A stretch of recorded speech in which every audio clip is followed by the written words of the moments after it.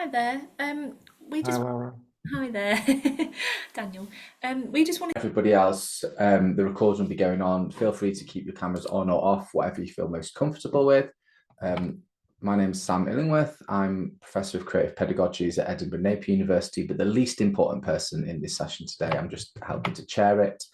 So we've got three excellent talks today, each of which will be 20 minutes, followed by 10 minutes question and answer. And the first talk is we're going to hear about PGR student partners empowering and encouraging doctoral students with an institutional EDI change project. And we're going to hear from four speakers, Maisha Islam, Fabian Little, Nandini Das, and Lilian Odaro. And I'll pass it over to Maisha, I believe, to start things off. Thank you very much. Thank you so much, Sam. And hi, hello everyone. Good morning. Yeah, we're still in the morning. Um, I hope you're well and that you've been enjoying the conference so far. On behalf of myself and my lovely co-presenters, thank you so much for coming along to our session. Our presentation will be detailing our implementation of a PGR student partner scheme at the University of Southampton and how it embodies a sense of social justice and activism, particularly in reference to doctoral students. Just by way of introduction, my name is Maisha. I'm the Research Culture Lead for Equality, Diversity and Inclusion. I'll hand over to Fabian to introduce himself. Thanks, Maisha, and good morning, everyone. I'm Fabian Little. I'm a third-year PhD student now in the Southampton Business School in Organizational Studies. Over to Nandini. Hi everyone, my name is Nandini and I'm a third year PhD student in sociology at the University of Southampton. Lillian? Thank you very much, Nandini. Hi, everyone. My name is Lilian Odaro, and I'm a postgraduate researcher and a PhD candidate at the Department of Gerontology. Thank you. Thanks, everyone. So why is it important to consider doctoral students and better work in partnership with them? Well, student and staff kind of partnership has long been considered a tool for activism within higher education to dismantle systemic inequality. However, there isn't actually a wealth of practice which talks about doing this with PhD or doctoral students. And this is despite concerning evidence relating to postgraduate research or PGR, student success or student access, success and progression. For example, we know that there is inequitable and often an elusive kind of nature to being admitted onto a doctoral program. A sense of loneliness and poor mental health and well-being have become this sort of like rite of passage for many PhD students. And these issues are further kind of intensified when we look at specific minoritized groups as well. So PGRs of color, so students belonging to Black, Asian, and minority ethnic communities often report struggling to find a sense of belonging within their kind of academic space. Recent data also shows how racially minoritized and part-time students again report differential access to professional development opportunities. So in response to some of these issues and this growing kind of focus, particularly in a kind of UK sense on research culture, the Doctoral College at the University of Southampton implemented our PGR student partner scheme in June of last year. So what did this mean? Essentially, it meant that we hired a team of PGR students to work with us 1 day a week to support our work, which had an equality, diversity, and inclusion remit or ED&I remit. So this was apparent in how we advertised and recruited for our PGR partners, how we as staff members would also interact and engage with our PGR partners, ensuring that they were fully embedded within the doctoral college and not just kind of considered, research assistants or those types of kind of roles. So today, I'm really pleased to say that we've completed 3 cycles of PGR student partner projects, where shortly I'll hand over to Lillian, Nandini, and Fabian to explain their involvement in cycles 1 and 2, kind of shown on the screen there. So our projects kind of focus, or each kind of cycle focuses on the doctoral college's kind of strategic goals and plans. So cycle 1 saw us focus on the experiences of UK home, Black and Asian PGR students, and in order to kind of support them, and in addition to supporting underrepresented student groups to pursue and consider doctoral research. So students who are showing equality gaps in actually even accessing doctoral education. Cycle 2 had a focus on understanding the development of an inclusive research culture for doctoral students, where Cycle 3 has kind of really honed in on that a bit better to understand PGR sense of community and building on that. We also have been creating PhD kind of roadmaps as a direct action point from cycle 1. And we've got our PGR student partners in this kind of third cycle to also have input into our professional development program at Southampton that we deliver to doctoral students as well. So I'm now going to hand over to Lillian to further speak about her involvement in cycle 1 of these kinds of projects. Thank you very much, Maisha. So as the PGR student partner, I was brought on to co-lead the project looking at understanding and exploring the experiences of Black and Asian postgraduate research students at the University of Southampton. So I just have this quick diagram which takes us through the aims, the methods, and the key findings. So the aim was to understand the recruitment and wider experience of UK domiciled Black and Asian PGR students undertaking a degree at the University of Southampton. And to achieve the aim, we used the mixed method involving online preliminary survey, which was not just to collect demographic information, but also descriptive statistics rather, but also to prime the students to think about issues on race, their racial identity, and their motivations to pursue a PhD study at the University of Southampton. It also involved a focus group discussion where the people that took part in the preliminary survey also participated in the focus group, which was split by racialized backgrounds, which was the Black and the Asian PGR students.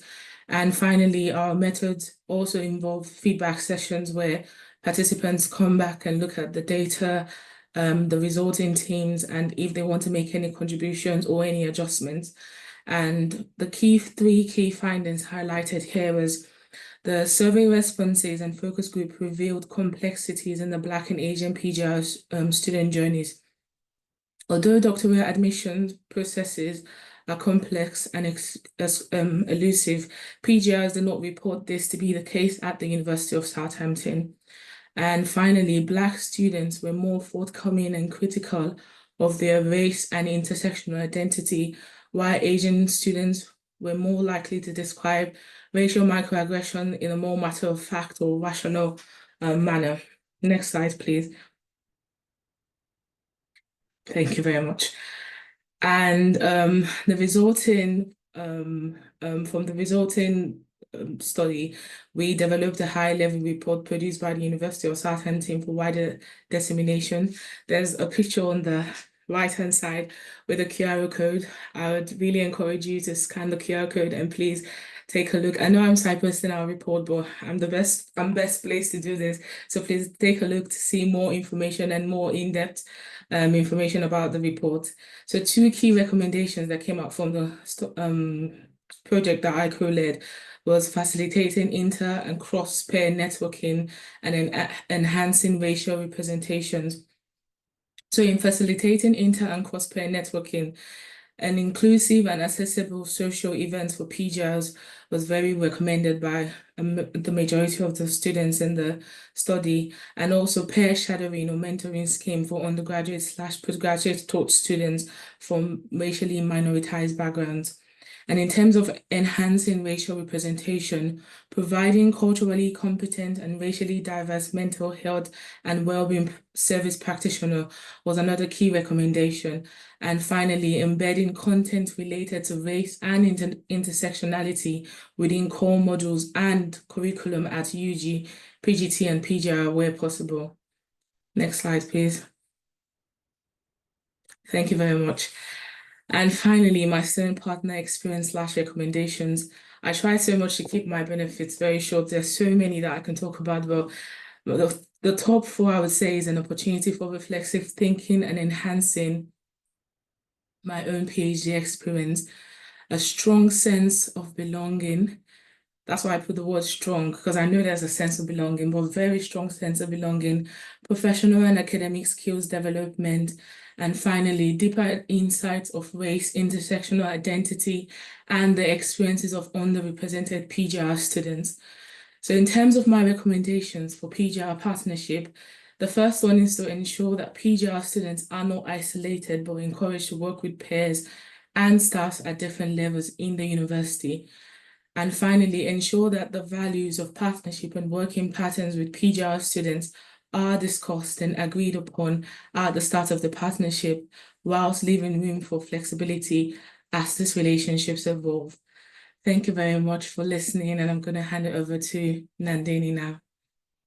Hi everyone. Just also broadly kind of taking from the previous project that Lillian just shared about, this research kind of aim to understand how the University of Southampton's PhD offer is understood by prospective doctoral candidates. So these are mostly undergrads and master's students from underrepresented backgrounds that took part in the study. And using similar methods of preliminary survey, focus group discussions, and feedback sessions, we had quite a few findings, out of which I'm just going to skim through some. So the research found that there were concerns related to funding and lack of knowledge and clarity about PhDs currently.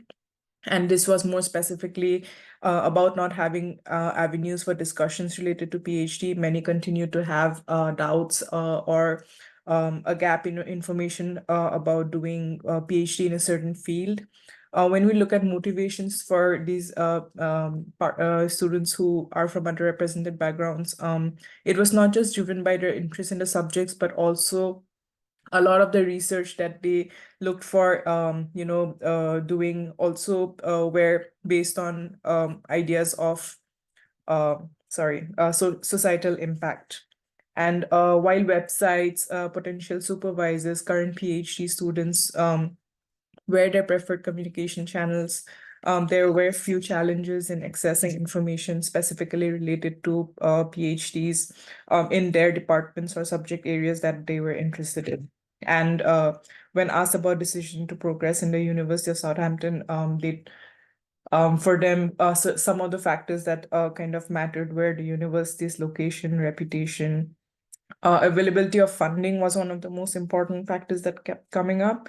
And of course, a sense of belonging and community that they have already kind of established over the course of either their undergrads or masters.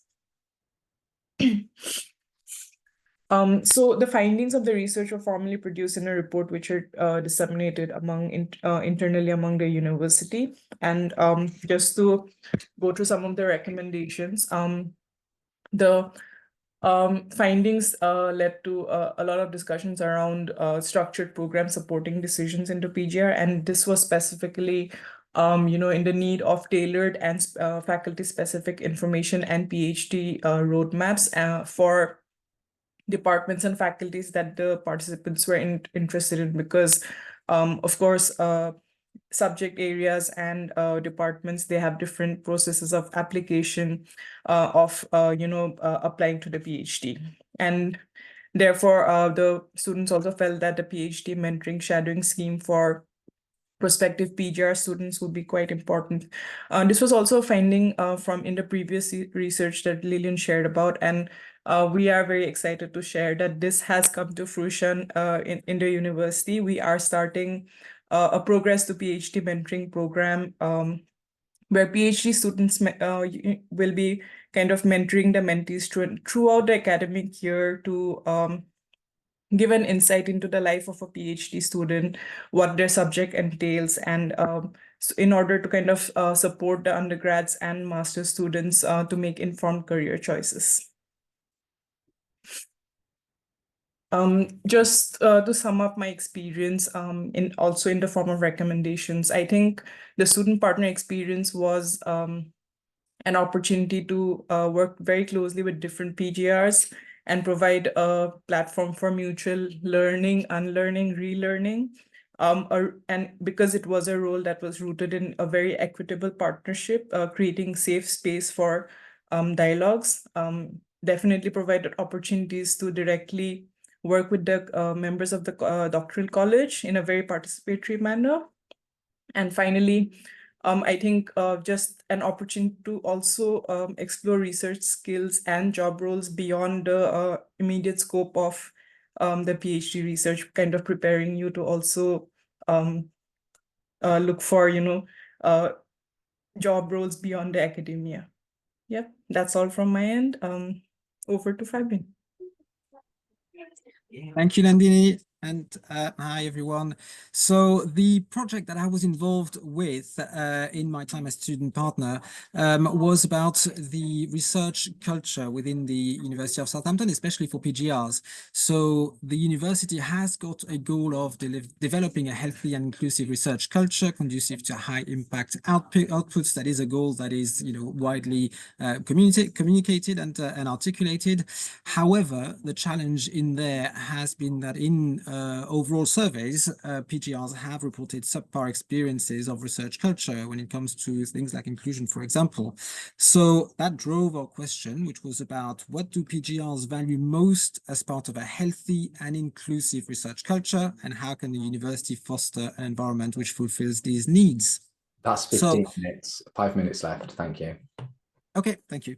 So this led to a three-part project, a bit similar to the others, except that we leveraged some existing structures in the sense that we did a survey initially, which we worked on the back of a student union survey, where we added a few specific questions that we designed about research culture, asking both aspirational and current perspectives on people's experiences.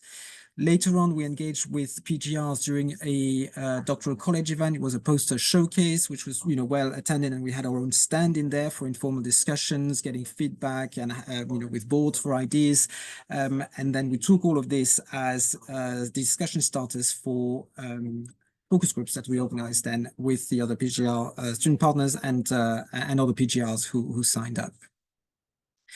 So next, the survey gave us insights from 500 PGRs with, again, their aspirations and their views, which was very helpful because we could see, for example, that things like, a supportive culture was both top of aspirations and experiences.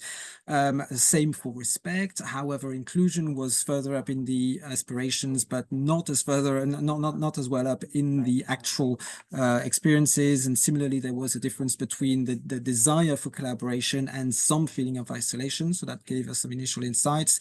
Through the other discussions, we gathered a lot of practical recommendation in terms of communication preferences, be it by emails or using the different platforms that we have at our disposal, how to engage further with PGRs, knowing that it's not necessarily easy when people are kind of fixed into their research, and what are the enablers and blockers, as well as events that might be of interest to people. And those are all actionable outputs that support the doctoral college plans and the initiatives that were then scheduled alongside, the other ones that Lillian and Nandini have already talked about, and their part of the research fed into.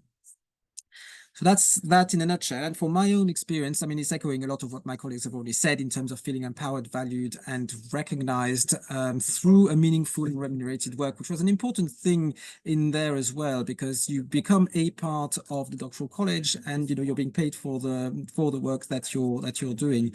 The ability to amplify the voices of other PGRs, as well as bringing our own. So we embraced our own positionality as well in those discussions, in those focus groups. We weren't pretending to be sort of neutral.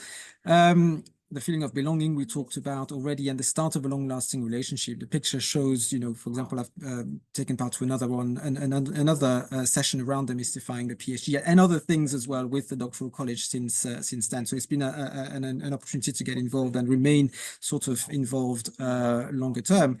And then in terms of recommendations, it was about involving PGRs in a transparent and open environment. Meisha talked about the recruitment, which was open, so that it's not always just about who basically, but that things are open to everyone. Co-creation principles in what you're doing, and really value PGR's lived experiences, and for the institution to be open to challenge. So not just listen, but truly hear and value those perspectives. Thank you, and back to Meisha. Thank you so much. And just to say, I think I say it enough, but I've absolutely loved working with Fabian, Lillian, and Nandini as their staff partners. Just brought so much joy to the work that I've done since coming to Southampton, and it wouldn't be possible without all three of them and all the PGR partners who have I've had the pleasure of absolutely engaging with. So just to kind of bring our presentation to a close, we wanted to end with our key messages for, again, supporting this kind of social justice activism piece within the PGR or doctoral student space. So firstly, this work just would not have been possible without our partners. So always, as I mentioned, you know, we've all mentioned strive for co-creation rather than engaging in those kind of consultative forms of engagement that can happen within our university spaces. Next, to always ensure that where you do ask for student engagement, that, you know, as Fabian mentioned, the time and labor of students and their expertise is kind of remunerated.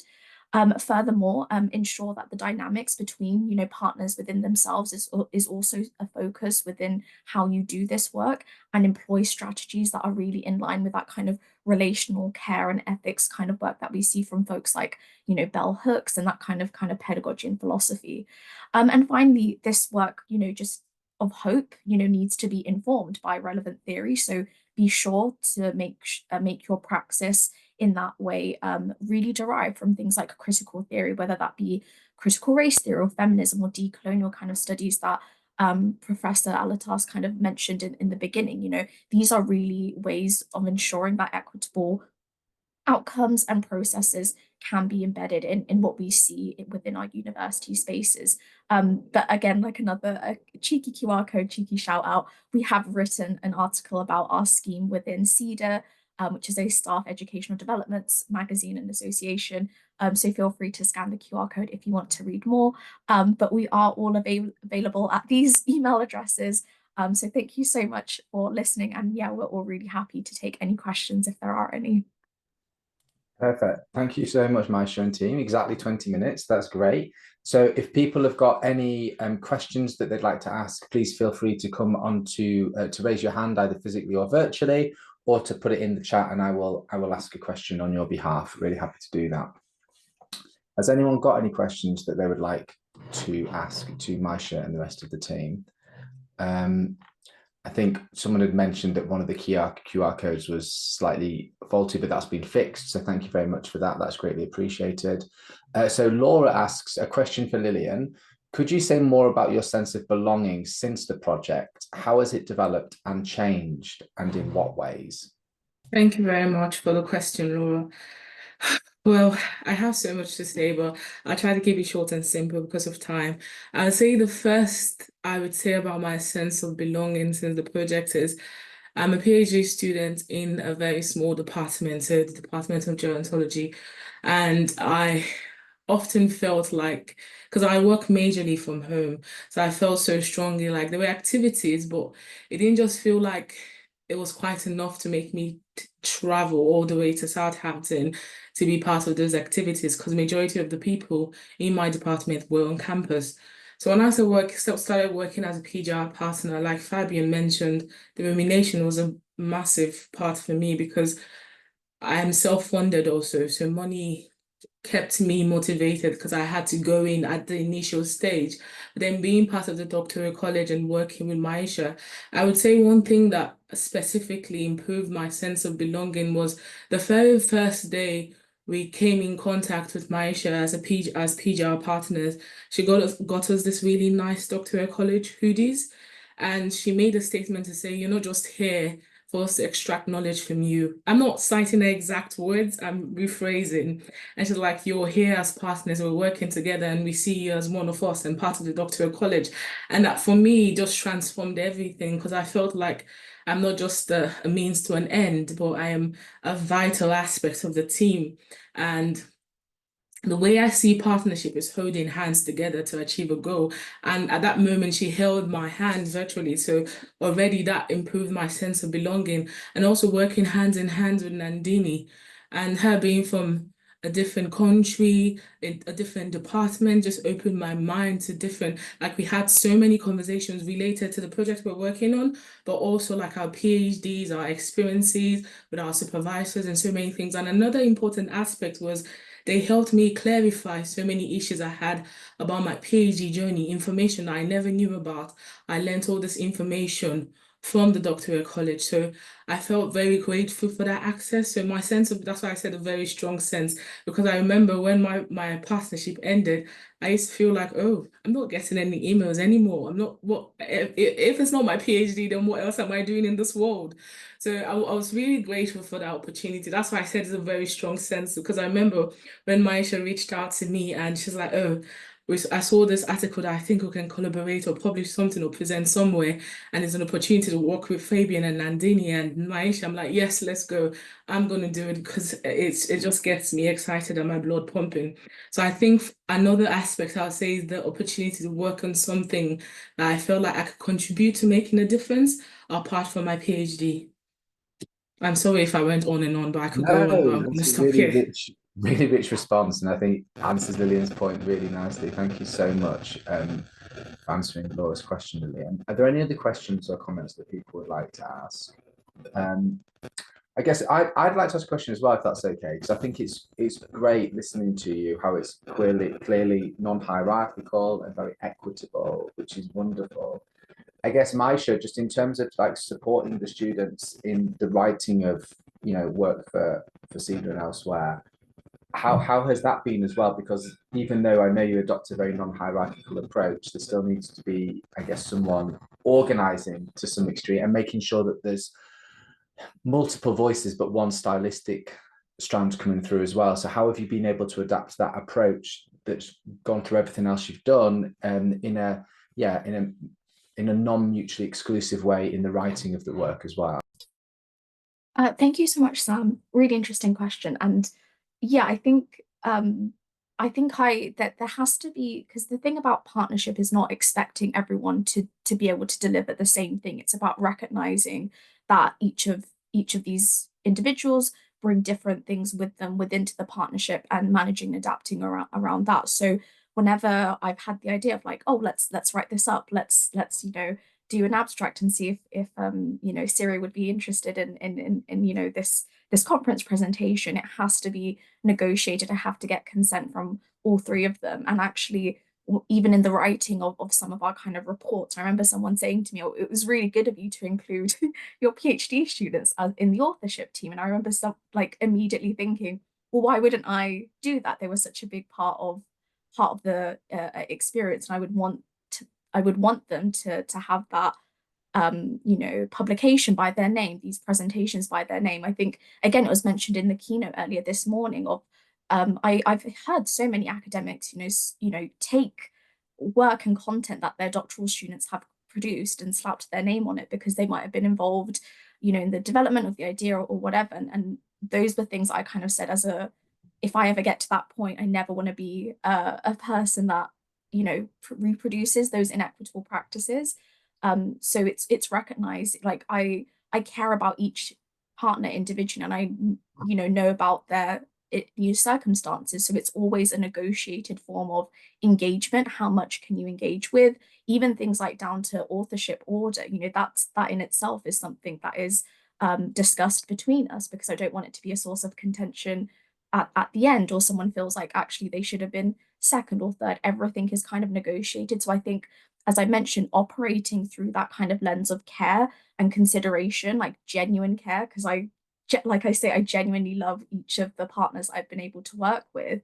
That automatically makes your orientation think of like less about yourself and how you might be doing this kind of work, and making it more of a kind of communal thing that we can all be proud of and put our name towards.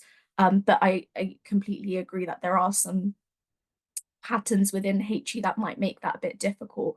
I also recognize that their PhD students, I want their PhDs to be the focus of their work. And so whenever I come up with these ideas, it's never something that should be onerous on them. And where possible, oh, I think Sam's left. But where possible, that should be something that is doable for everyone. I'm hoping Sam is going to come back, because I think it's time for the next session, which might be Sophia. But in case Sam doesn't come back, I'm very happy, Sophia, for I think we've come to time. I think that's our time, right? For Sophia, if you wanted to go ahead and present your slides. But thank you so much again, colleagues, for your questions. Feel free to get in touch if you need as well. Very great session. Thank you so much. So I just got a phone call from Sam. Apparently his laptop crashed and he will return in a minute, hopefully. So we're just gonna get started with our next session, if that's okay. So let me share my screen. Okay. Oh, how do I do this? Oh, okay.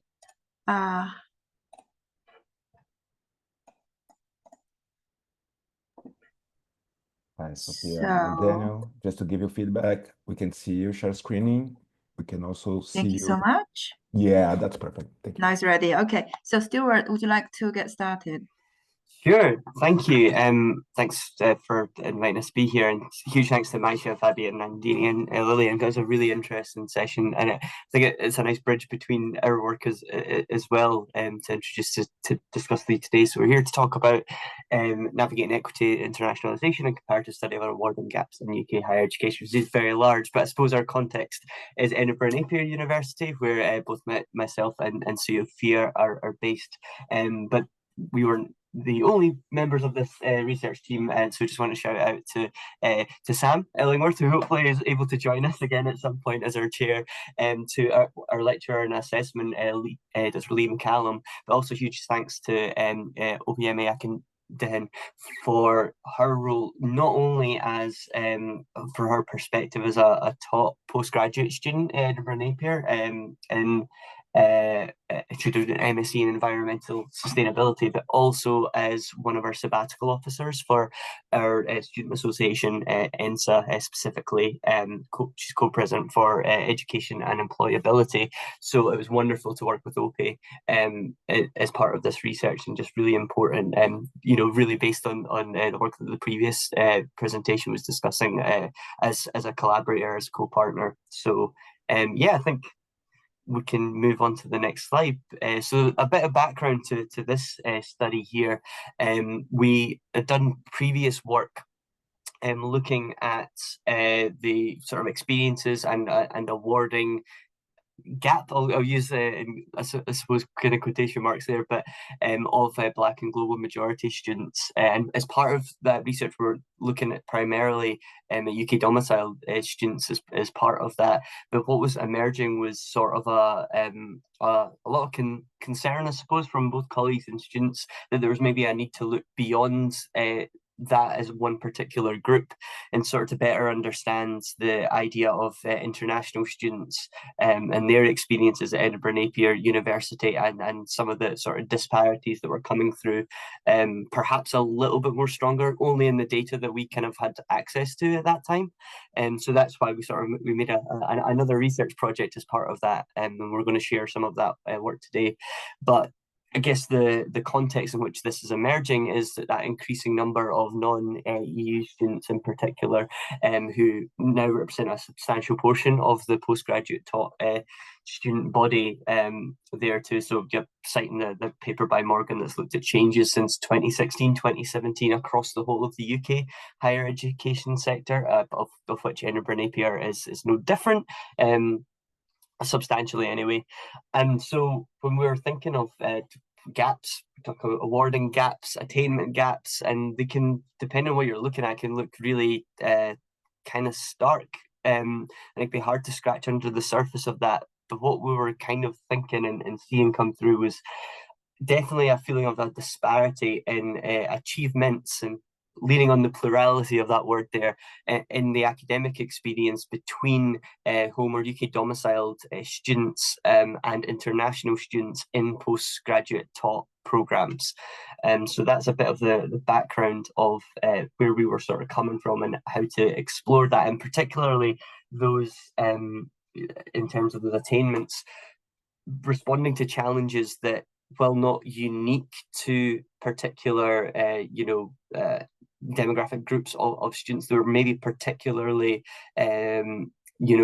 contributing to there were sort of that intersectional kind of tension on it, in which there's a for certain groups of our international cohort in particular, a kind of building up and layering of challenges that we felt were important to look at. So kind of one of the most stark ones, I suppose, is in English language proficiency. And despite us, sort of like other institutions, sort of setting, making it very clear that we teach in English language, all teaching is going to be in there, and being able to demonstrate a level of proficiency and competency in practice that isn't always coming through so well. And I think particular to acknowledge the Scottish context as well. We have a lot of Scottish academics, but elsewhere too, and we have a very particular relationship with the English language. I'll say that in terms of, and I think accents are a really important part of that there too. So I think that's something to bear in mind as we think about the sort of challenges that our students are dealing with. So that's sort of the basic communications, but then there's also those pedagogic languages that Singh et al. Explored, and difficulties in understanding the British pedagogic languages, I think they describe it as, but in ways in which we talk about learning, in which we talk about engaging in class, and the way in which sort of assessments link up with the learning and teaching activities and those learning outcomes. Even those terms, those constructive alignment terms that we're very used to talking about, aren't always going to represent the same language or terminology that all our students are familiar with, and yet we have that kind of expectation. So from a student perspective, that's another kind of competency to demonstrate very, very quickly. Sam is back. That is great. Great to have you back, Sam.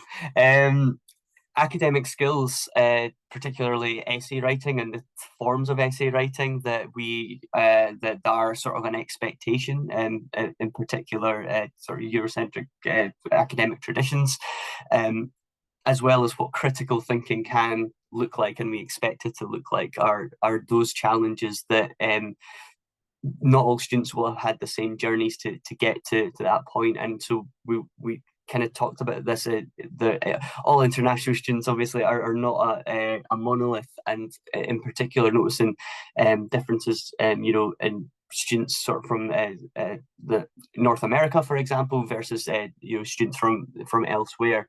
So that was something that the challenge is going to be different in how students experience their learning here.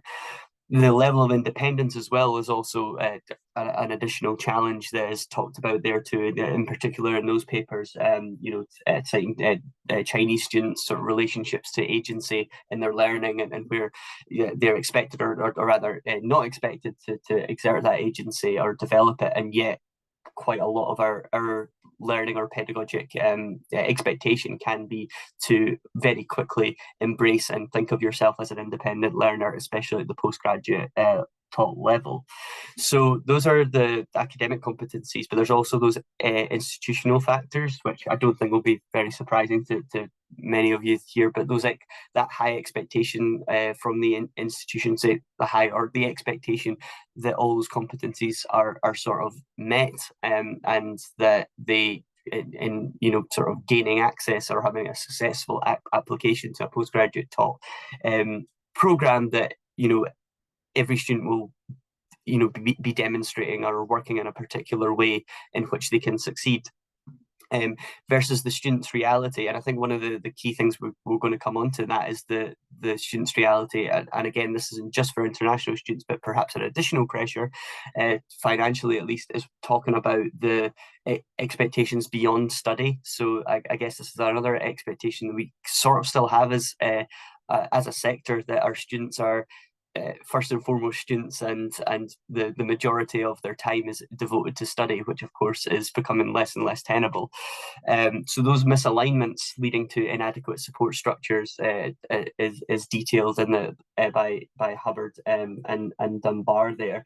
We're writing that that misalignment can also be in kind of levels of postgraduate training. So they write that while some postgraduate training programs, whether taught or otherwise, include support for reading and interpreting, literature, for example, what that looks like, that's probably the minority of the cases, with many institutions still assuming that this skill is being developed at undergraduate level, and that's definitely not always the case, and not always in the way in which UK institutions expect to see it surface. So I mentioned that the high international sort of student fees, again, just adding an additional layer, but arguably the more fundamental layer to how students are able to engage in their studies, progress in their studies, be retained on programs or otherwise. So these are some of the challenges which have been discussed at length there. Please do move me on faster, Sophia, if I'm rambling on in any of this. But so from this, we were asking the clear question of, is there an awarding gap between international and UK domicile postgraduate taught students at Edinburgh Napier University, and exploring some of these related questions of what are the unique learning experiences of international UK domiciled students in PGT programs at Edinburgh Napier University? Are there significant differences in their educational journeys? What are they? What specific barriers do they face in comparison with UK domiciled students during their PGT studies at ENU? How do these barriers impact their academic performance? And how can tailored support mechanisms be recommended and developed to address the diverse needs and motivations of international and home students, with the aim of reducing any awarding gap that may exist? That's what we asked. The way we did that was our mixed method approach.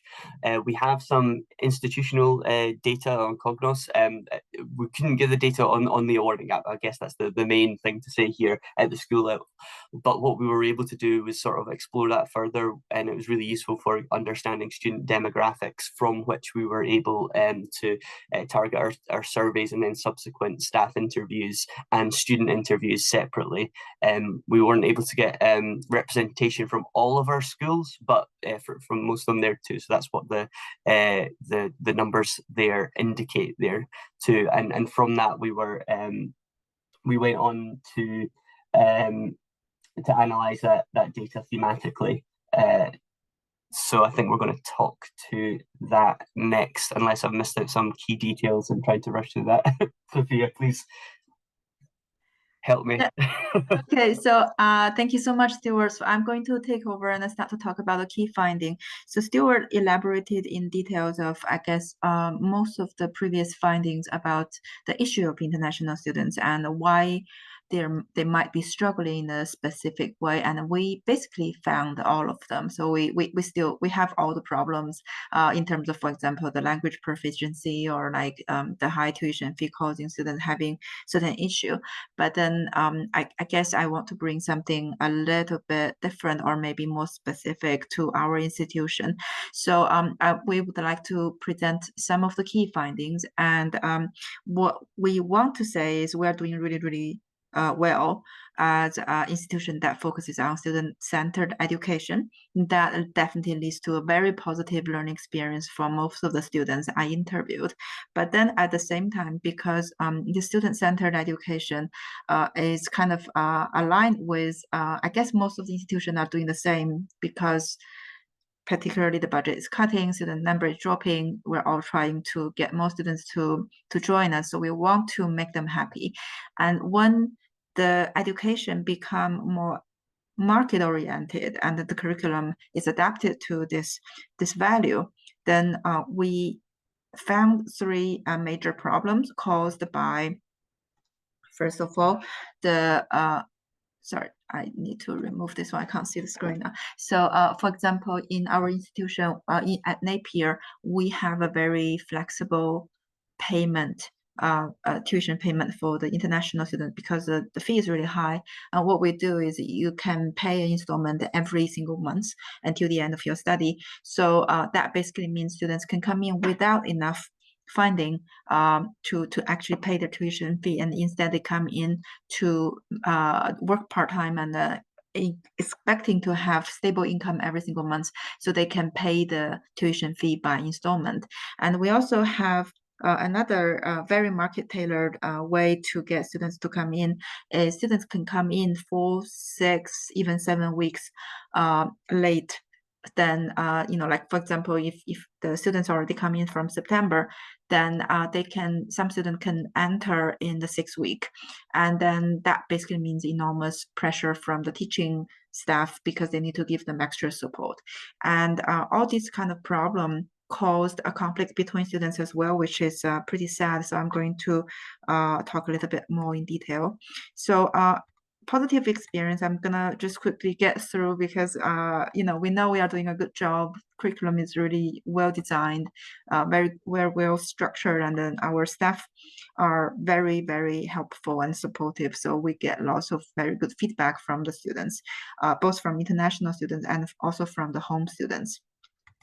And for the installment payment for the tuition fee, I would like to very briefly share a very sad story from a student who actually talked about the story happened last year. So we have made some changes, but this kind of way made the whole learning experience very high stake, because basically the story of her coming into study is she comes in with her husband. Her husband does some full-time, part-time job, so that he's making the money to support her financially for both the study and the living.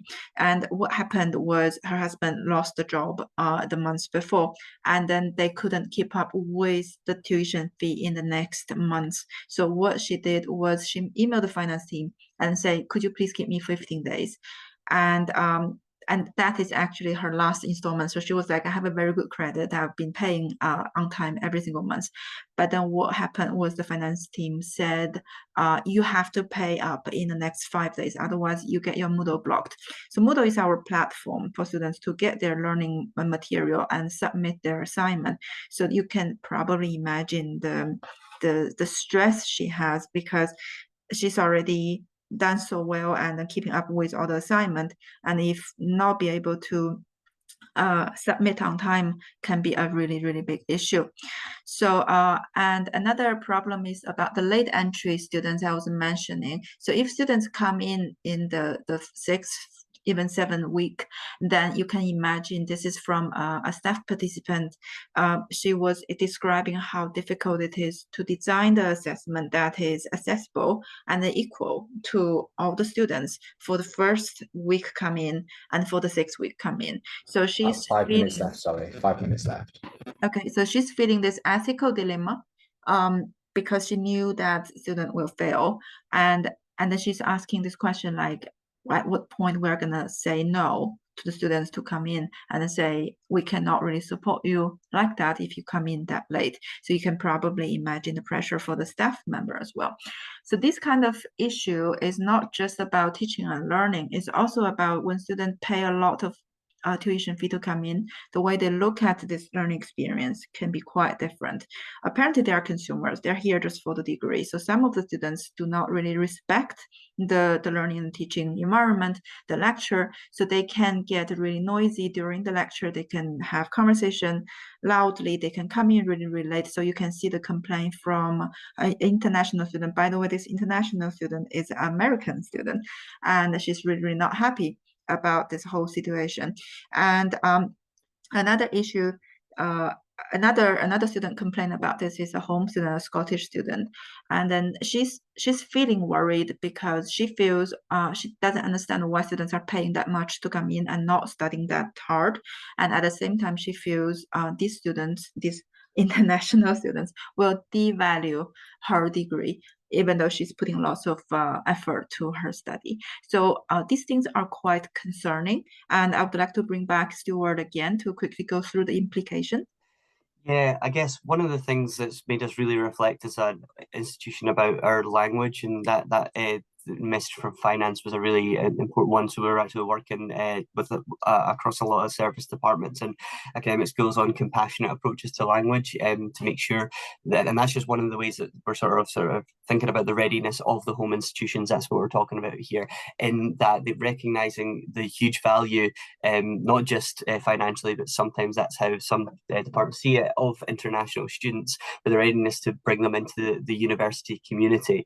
And especially if they're coming in late due to sort of things out with their control sometimes, like, visas being approved. How do you support staff in those circumstances in order to bring in groups of students at various different points and to make sure that they're inducted kind of properly and fairly and equitably, to have a really effective learning environment, and to avoid those kind of conflicts and those like confrontations almost between sort of two classes kind of emerging of students there. And then other than that, the expectation of a master's degree that may be different from certain international students and what they want it for, and similarly for home students as well. And I appreciate we've got different expectations, but how are those managed within the classroom environment to support sort of the best for everyone? Lots to unpack there, but thank you so much for your time. I think the last slides are just some of the references that we used there. If you've got any questions, yeah, we're very welcome to take them now or later. Thank you. Great. Thanks so much, Stuart. Thank you, Sophia. And apologies, my laptop cut out at the start of the presentation from when Maisha was speaking as well. So has anyone got any questions or comments that they'd like to ask Sophia or Stuart? Feel free to raise your hand physically or virtually, or to put it into the chat, and then I can read it out on your behalf. I can kick us off. I know a bit about this study anyway, but I'd say to both of you, what do you think there was anything, I guess, unique about the type of international students that come to Edinburgh Napier University as opposed to other institutes? Or do you think that this is something, Sophia, I know you've worked with other institutes as well, do you think this is something that we might see replicated elsewhere as well, I guess, across the UK? I definitely don't think this is unique, and I think it's quite difficult conversation, and this is why we want to bring it up in this conference. One of the things that I think is quite interesting, more students we talk to, is sort of the expectations of students and that they're coming to Edinburgh as well. I think we get a lot of cachet from being Edinburgh Napier University in the city of Edinburgh, but that causes a unique kind of like tension in our students. It's very high kind of cost of living, very high accommodation costs to be in and around Edinburgh. So we find our students are having to travel very far if they can get accommodation. I think this is especially difficult for international students who don't know the housing market, I suppose, or the rental market, and are coming much later. So I've missed that window when a lot of students, maybe home students, have, you know, got accommodation sorted, and so they have to live further afield, have to travel further, have to work longer for that. So I don't think it's different from all institutions across the UK, but it's definitely an additional factor.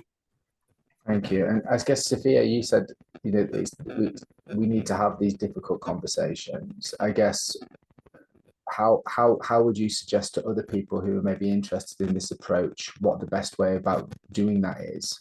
Especially for people, you know, who might not be able to sympathize, even if they can empathize with that particular experiences of the students. Well, that's a really difficult question. I think that let me put it this way from my personal experience. So I did have a chance to speak to the school leadership and actually reported some of the questions I just mentioned.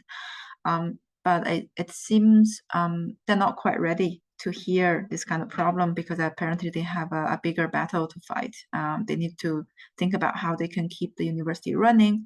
They need to make sure we still have enough income, and they are working really hard for that. And so I guess in a way it's not quite fair to deny their effort to make sure we still all have a job. But at the same time, as academic staff, we're just like, but what about the students? What can we do to to help them so they don't suffer as much? And I'm not exaggerating when I use suffer. So I think it's a really difficult question, and I'm hoping in a couple of years when the economy is recovering, maybe lots of problems will get sorted. But at this moment, I would really hope we could talk about this, let staff talk about it, give them a space to vent about their frustration. So that's probably my best suggestion so far. No, that's a very good comment. Thank you, Sophia. Lillian, did you have a question you'd like to ask? Yes. Well, I wanted to Yeah, first question. Thank you very much, Sophia and Stuart, for a very insightful presentation.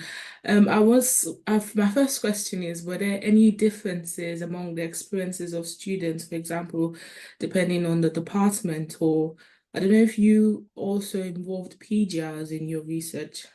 I don't know, I No, think, no, no. was just master students? Yes, it's master students only. Okay. Yeah. I think I would say, because it's not a question, but I just wanted to make a comment because your discussion Sure. got me thinking about my experience as a self-funded PhD student.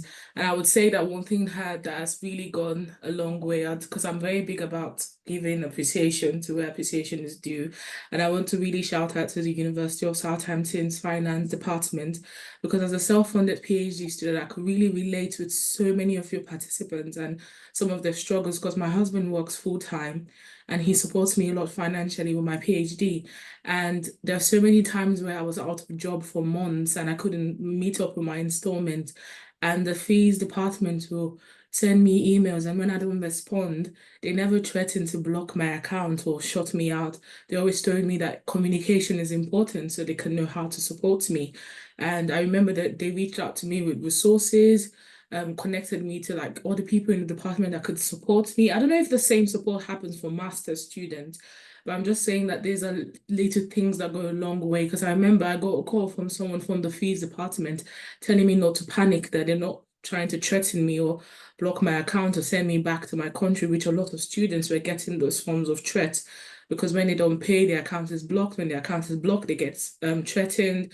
The visa team will contact them. Well, I would not say threaten, but the visa team will contact them because it's an obligation, and then it involves being sent back to your country, all the money you've invested. So the conversations that they had with me went a long way in knowing, yes, we have this regulation and this like obligation to fulfill as a university. We have to run as a university, but at the same time, I respect your circumstances, and I know that it's very difficult for you, and we're here to support you. And just tell us just communicate with us and let us know how best we can support you, and then we can have a better understanding of your circumstances and how you can pay the tuition fee, which went a long way, even though they had to ask me for the money.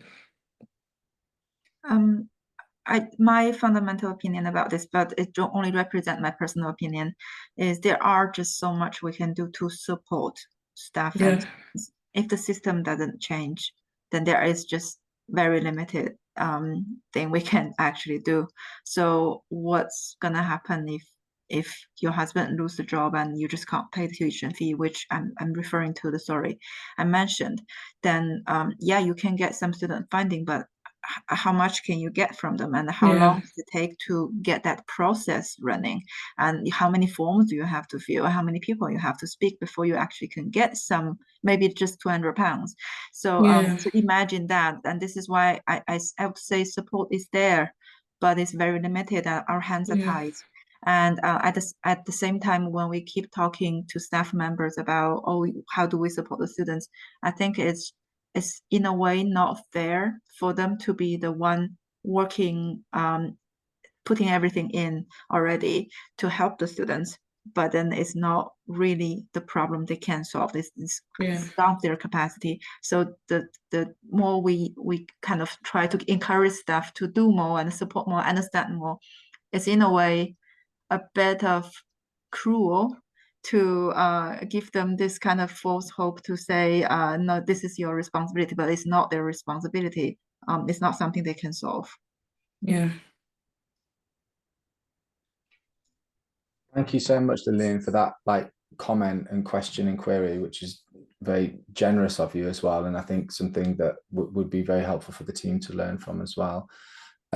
So I guess, yeah, we'll probably move on then, just because of the timing. But maybe Sophia and Stuart, you could also drop your emails into the conversation, into the chat, so that people could follow up with you as well. And thank you so much, Sophia and Stuart, for that really interesting talk. So we'll come on to our third and final talk of this session. So we're going to be hearing from Laura Barnett and Deborah Tiney, and they're going to be talking about a visual ethnographic study exploring awarding gaps for Black British students at university. You'll have 20 minutes from 20 minutes from when you start, plus 10 minutes Q&A. And thank you, Laura and Deborah. Lovely. Thank you, Sam, for the introduction. And I'm just going to start sharing the screen. So we've got the presentation. Okay, cool. Can you see that okay? Yeah, I can see that. Thanks, Laura. Perfect. Thank you very much. So yeah, today we're going to be talking about our visual ethnographic study, exploring awarding gaps. If those terms sound a bit unclear, then just we can have a conversation about those at the end.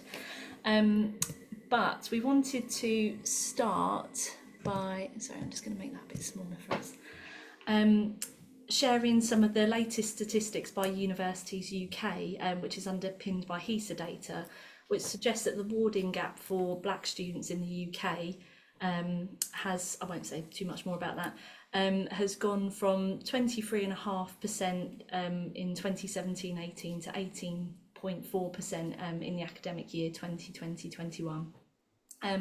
And as highlighted in the Universities UK report, there's still significant inequality faced by Black students where much more progress needs to be made. It's good that we can see a drop in the statistics, but this is kind of presenting the rationale for our research, and we hope to offer some valuable contributions into this area with our research. Positively, alongside this though, there's in recent years been a growing wealth of quantitative and qualitative research exploring awarding gaps, some of these which are highlighted on the slide. However, what we've kind of felt, particularly with the qualitative side of things, is that the research doesn't always truly bring out the lived experiences of Black students at university, and even fewer studies actively involve students as partners or co-researchers in these studies. So that was really important and great to see the work of our early presenters, Maisha, with the PGRs. That was fantastic to see about. So therefore, we wanted to design a study that we thought, instead of necessarily being underpinned by the more kind of transactional interview-based studies, which kind of separates out the researcher and the students, we wanted it to employ a student-staff partnership. So therefore there were 6 Black British students, undergraduates, that acted as co-researchers alongside me throughout this project. And that started off with having a briefing session to talk about the awarding gap, what the problems are, how that relates to their own experiences, just to set the scene. And then following on from that, I conducted ethnographic research with the students, which involved meeting them on the campus here, in places that they occupy, including formal and informal spaces. We went for coffees, we went for walks around the campus, and each student was sharing their experiences and stories with me, and I was making field notes on those experiences. And based on that, we then went on to conduct some formal interviews between myself and the students, which were one-to-one, and this allowed them to go into more depth about some of those initial conversations that we had in those early ethnographic encounters. From that, the students then went on to conduct their own independent visual ethnographic research. So this mostly entailed students taking photos of their experiences or artefacts that had meaning to their university experiences, and they annotated those to provide some commentary and context about those, which they shared with me. You'll see some of those pictures today. It's not necessarily the highlight of the study today, because I'm going to focus on some of the quotes, but they are there for you to see. And then flipping it around, the student co-researchers then went to conduct interviews with student peers on their courses or programmes, or friends across the university, which was led by them, and they could ask their own questions as well as the ones we spoke about earlier in the study. And then finally we finished up with a debriefing session that brought together the findings of the research, and or some of the preliminary findings anyway. But as you can see, I've got Deborah here today, so it goes to show that ongoing work that we're having together, which is fantastic. So this is just a little bit of background and context about the participants of the study. So as you can see, there's a range of disciplinary areas that the students came from, as well as level of study, gender and ethnic background as well. So just a little bit of context there for you. So now that you've got a little bit of background about the study and what it entailed, we wanted to start by drawing your attention to the context and daily lived experiences of Black British students at the, in the study through some of the data collection today. So, the first thing that was quite forthcoming and fundamental in the research was students talking about their general and learning related experiences of racial stereotypes that followed them into, through and out of university, or thinking about outside of university. This included deficit views about their academic abilities, receiving comments about we're only able to get so far, or how surprisingly smart students are. They were receiving judgments about being labelled as resilient or strong, built from ideas about coping with adversity, and therefore often being dismissed for support opportunities. And some of these stereotypes were also identity or personality based discrimination on things like that terrible trope of angry Black woman, or being loud and vocal, just generally. So these are just some little snapshots of the prejudice and discriminatory experience that students were facing and do continue to face. Students also spoke about frequently and deeply about experiences of racism inside and out of university. Something that I found quite challenging to hear was that students also referred to like this kind of insidious forms of covert racism. They were really subtle and discreet, and they're described by students as sort of like being something they could feel intuitively, effectively, and relationally, often using the word of like there was a vibe. And they described these experiences as being like kind of ambiguous, and that could lead to feelings of things like being gaslighted or like unsure about their interpretations of situations. A huge area that I'm sure many of us are familiar with, and probably doesn't come as much as of a surprise, particularly with the conversations around diversifying the curriculum and decolonising the curriculum, with students talking about the huge lack of diversity in their learning. So they spoke about how the content, materials, activities and assessments contain little to no reference of their social and cultural backgrounds, their history or identity. It was essentially a white curriculum that they're often exposed to.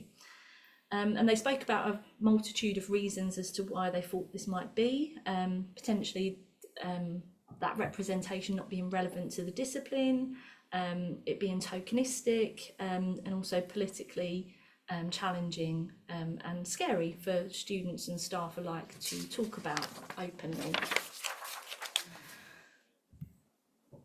And also wanted to acknowledge that whilst our presenters today have spoken about experiences of belonging, and I have colleagues like Karen Gravitt, who's at the conference today, talking about belonging being nuanced, situated and complex. The students in this study often spoke about how they felt like they didn't belong at university in a multiple perspective of ways. And this included not feeling like they belonged to the university or to their course or their programme, or even in connection with extracurricular activities. So yeah, and also attributed to students and teachers around them also not coming from the same cultural backgrounds as them. So I really want to say a heartfelt thank you to students like Deborah, who's had the courage to share these experiences in the research. I think it's really brave and difficult to talk openly about. And they went on to talk about the effects that some of these experiences can have on their learning. Obviously, the kind of damage that stereotypes and racism can have upon them as individuals and their self-esteem, seeing how racism can be invisible, downplayed, or even normalised in the systemic structures of university, how these experiences can produce performative behaviours for Black students, including code switching, downplaying cultural identities, masking, and forms of self-censorship, not feeling seen, heard, or taken seriously by the university, teachers or peers, and the production of stereotype threats and alienation and not belonging. These were all like kind of coming out through the conversations with students. So until I sat down and spoke face to face with students like Deborah and the other co-researchers of the study, I couldn't even come close to understanding what these experiences must be like, and obviously I still can't.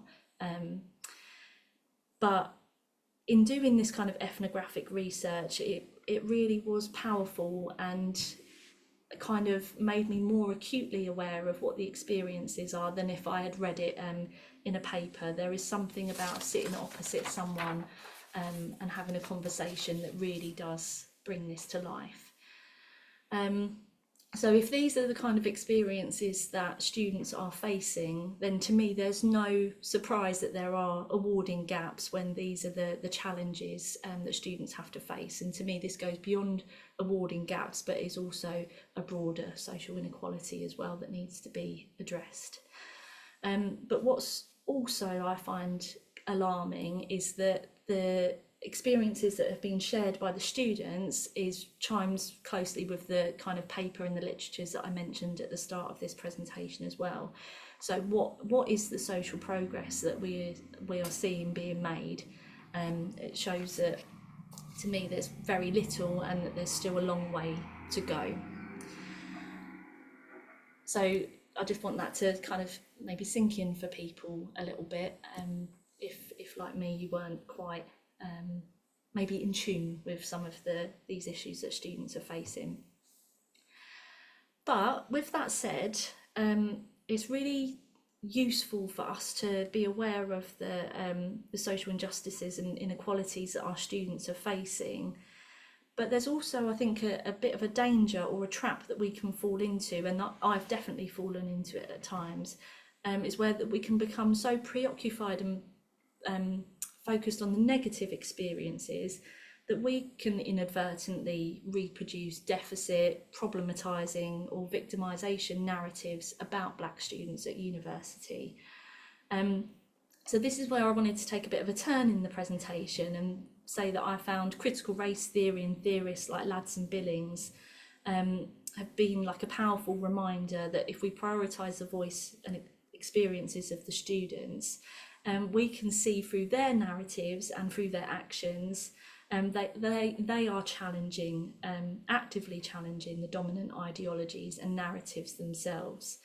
And I found the work of Tara Yosso and Ryan Arthur, who's a learning developer, their work really useful lenses to apply to the study that we've done. And this really draws out the wealth of the student resources of capital, empowerment and enrichment that does come through. And these are areas that I want to focus on in the final part of the data side of the presentation before we move on to some reflections. So whilst we did hear about the experiences of racism and racial stereotypes, students often very quickly counteracted those experiences with ideas of like resistance, powerful resistance, and how they don't let these experiences put them down for long or to affect them deeply. There's this real strong sense of like self-determination and motivation to overcome these negative experiences. And what I love about this particular quote is that this particular student is saying, I can and I will show everybody that I will exceed and surpass those derogatory expectations that you have of me. And importantly as well, the students in the study spoke about having lots of social and familiar or family capital, which is what Tara Yosso talks about, to overcome challenges. So students were talking about having strong networks of family members or friends, peers, networks, mentors, who also encourage, motivate and help students to navigate the challenges that they face through their learning, and show an exceptional amount of support towards them. These people can come from inside or outside of the university and help them with their success. And this includes talking through problems, reaching out for support with academic struggles, for example. And I think, again, this is really powerful when perhaps like that kind of self-determination and motivation isn't enough, that it is useful to have this network in the background that the students can call upon as well, and they were actively doing this. And while students spoke about things like a lack of diversity of the curriculum and the students and the staff body in their university experiences, they would often talk about like this really strong feeling of collective racial experiences, even when you're part of a minority context or in a particular scenario. But these collective experiences were like really powerful, empowering and celebrated, and could help work towards overcoming issues such as belonging.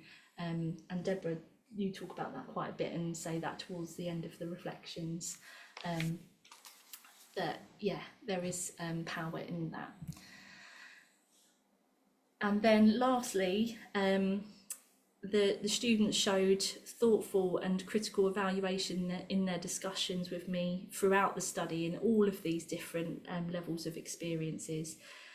They were acutely aware of the injustices they face, how it might affect them and others, and how to navigate these experiences.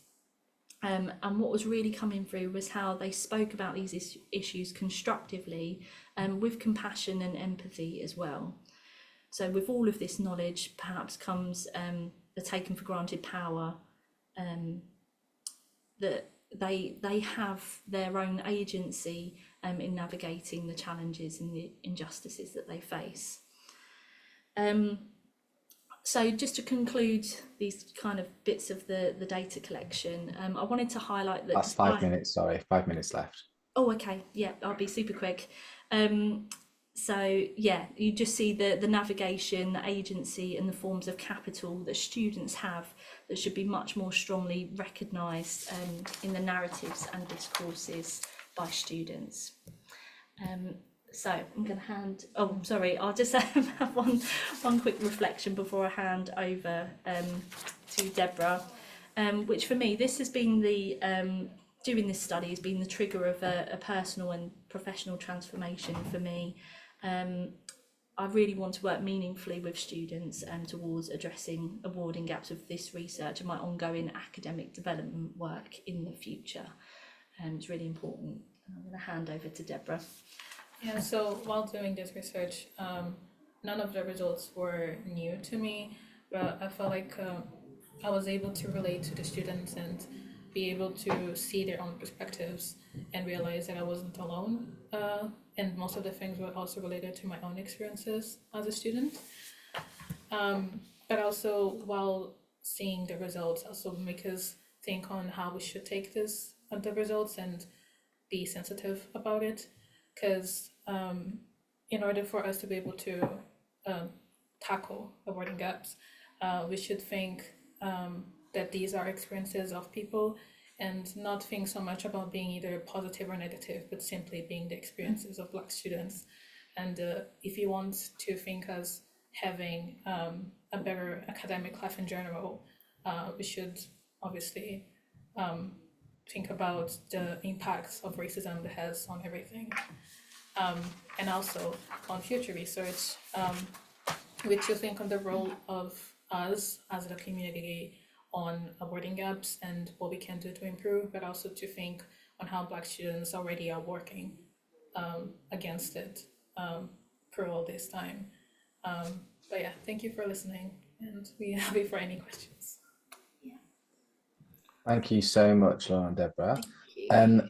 Has anyone got any questions that they would like to ask? Oh, great. Deborah Husbands, please, you can go first. Thank you. Unfortunately, my camera's not working very well, and that might actually save you from the madness of seeing what I look like at the moment anyway. But anyway, I just wanted to say thank you so much, Laura and Deborah. It's a really interesting piece of work. And I think that the question I want to ask, probably a couple of questions really, but the first question is, you said right at the beginning that you worked with these students as co-researchers. That's correct, yeah? Yeah. Did they get paid this Yeah. work? They did. That's so important. That's the first thing. I mean, there's that recognition of, you know, because this kind of work is really, you know, it's emotionally taxing to have to recall what you're living and then reliving what you're recalling. So I'm really glad to hear that that's been done. I suppose the second thing is, and maybe this is more a question for you, Deborah, what would you want to see done? I'm a Black academic as well, and I've kind of walked this road.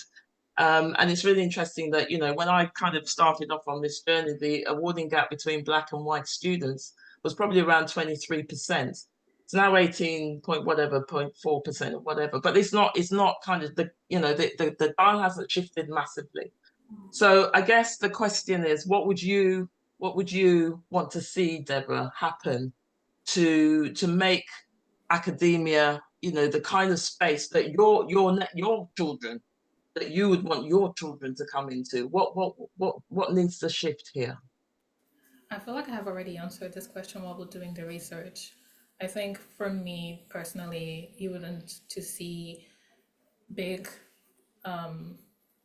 presentations of equality, since I don't think they can be useful, but for me, I think the biggest change I would like to see in academia, like on the future, would be the small changes. So not just on big academic, but to day-to-day life. So things like what they can be done on lectures, what can be done, even just how they structure, like, I don't know, emails or things like that, things that include everyone. I think that could be helpful in terms of belonging, especially because I think that's the main thing that discourage students in the future. But seeing that representation and seeing like Black students feel like represented and feel like this is the place that I should be, or things that I can get things done without having to think that, although it does have a lot of people that are not Black or they're from a different ethnicity, I'm still able to do something great here. So I think that would be the main thing. Okay, thank you. So there's a piece of work to be done in how we communicate sort of interculturally with students. Yeah. Okay, thank you very much for that. Thank you both again. We had loads of chats, didn't we, about that kind of a balance between things that are coming across as tokenistic, but then, like you say, not these huge grand gestures or changes that, you know, without disrespect to Black History Month, but it shouldn't just be kind of like slotted into that month and then nothing else is kind of occurring outside of it. It needs to be those incremental, micro changes, and like you say, maybe the kind of intercultural communication and stuff like that can be a really key area. Can I just say, sorry, one more thing about go for it, Laura. The payment as well. I'm glad that you raised that, and I think that's absolutely should be a baseline for students taking part in partnership work with academics. So thank you to SRHE, because this was a funded project by them that was able to happen, and the majority of the funding did go towards the students there. And that's where a student-staff partnership is really challenging, because there is only so much money, and then Deborah has really kindly come on and done other things that is unpaid for outside of the project, like coming to the conference and the presentation today, and you've come to departmental seminars and stuff like that. And to me, I think the only thing I can offer is that there are experiences that you can put on your CV, that maybe there are skills and stuff that you've taken away and developed, but in an ideal world that would be ongoing And yeah, and I don't want to put anything on you. Like, we've spoken about publication and stuff like that. I want Deborah's name to be on publications, but equally, you're a final year undergraduate trying to do your dissertation, so it's important to have that balance and focus there. So yeah, it's a hard one to strike with partnership work. No, thanks. And it comes back to those difficult conversations that need to take place though as well, I guess, and like the agency and authenticity as well. So Maisha asks in the chat, thank you so much, Laura and Deborah. Deborah, do you think having student peer researchers are an integral practice to similar work, and what mechanisms would support students in these roles? Because as Laura mentioned, not much of the existing literature actually utilizes student partnerships. I definitely think like this type of work could be done in the future, because I think, as Lauren said, it was opening for Hub, it was opening for me and all the students that I talked about that participated on the research. It just felt like kind of refreshing in a way to just sit down and think about the experiences that you have as a student, since while you're studying, you're not really thinking about those things. So it was good while doing this research, and for example, just sitting down one day and just taking pictures of the things that I do while in university and really think about both the good and the bad side, but just sitting down and reflecting. I think that could be beneficial to anyone and give more insights into what we can be done to in the future, because we know that the research that we have done here doesn't really give any answers, but that could be something that it could be obviously explored in the future. No, definitely. Can I ask both a question as well? It's a difficult question. I don't think there's an answer. Well, maybe there is, but do you and both of you want to know how you, I guess, thinking about this? A lot of the times when we're working with communities that have in the past been marginalized or who are underserved, sometimes there can be a huge expectation on the person from that community to speak for the whole community, which isn't always fair or possible. And I'm just wondering how you manage that, because from your point of view, Deborah, I imagine it can feel like quite a big burden sometimes to, represent the whole of, people of color, whereas that's obviously not the case. So just how you went about addressing that, because I think it's a quite difficult thing to do. I think that's the reason why that we wanted to highlight that results, it's just unique to each person. We cannot speak for everyone, but this is the things they found in common.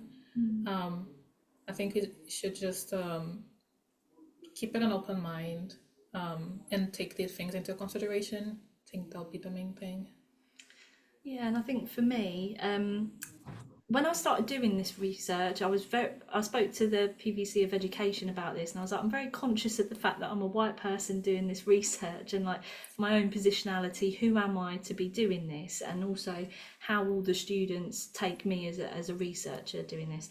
So we were quite open about that in the briefing session, and I kind of aired that with the students, and there's that balance, isn't there, like we said, of not wanting to add more pressure by sort of being expressive about white fragility, but equally I wanted to kind of have that conversation, and Deborah in particular has been so good at like there are some things that I've just asked and I'm like, is this sensitive, is this a really idiotic, patronizing, whatever thing to say, please can you like help me to understand your experiences? And I'm sure I'm still probably have and going to put my foot in it. So I just really appreciate that opportunity of like genuinely working together, because I think it's been like helpful for both of us really. But yeah, like you said, Sam, there's a real danger of like, again, the kind of cultural spokesperson every time, and just adding this pressure onto students when, as you can see, they've already got a lot on their plates. No, thank you, Laura and Deborah. We've got time for one very last quick question then. And apologies if I've mispronounced your name. I'm just seeing it written down for the first time. But is it Omalabake? Yeah, that's fine. Okay. That's better than most, actually. And I was just going to say, thank you very much for all the presentations. It's been lovely listening in. And to the point about positionality, I think it's actually a huge question you asked, Sam, about on the balance, putting pressure on the groups, the marginalized groups, and also on the positionality of the majoritized group, if you will. I have a paper just spanking new published today on a way forward. And because positionality has been questioned, really, that is a nice way of putting it. But in terms of positionality does not really advance this work. And I know that's a very bold statement. So I've just put the link in the chat for anybody who cares about it. It's about centrality. It's about putting the marginalized people at the center of any work we do and how we do it. So that, and it's a great thing you said, Laura, that you're going to, include Deborah in the publication. Yeah. Those are some of the key things that we need to address when working with marginalized people. I know the time is off and you can have a read through that. Perfect. Thank you so much, Mbake. And just because we'll get cut off because I think they automatically closed the room. Sorry, Laura and Deborah. Thank you, everyone, so much for a great session. Thank you to all our speakers this morning. Sorry that my laptop got cut off. Thank you very much to Daniel for chairing it. Enjoy the break, and then we'll see you again the rest of the day. Thank you, everyone, for such engaging conversations, and speak to you all soon. Stay safe and be well. Thanks, everyone. Thank you. Bye-bye. Cheers. Take care.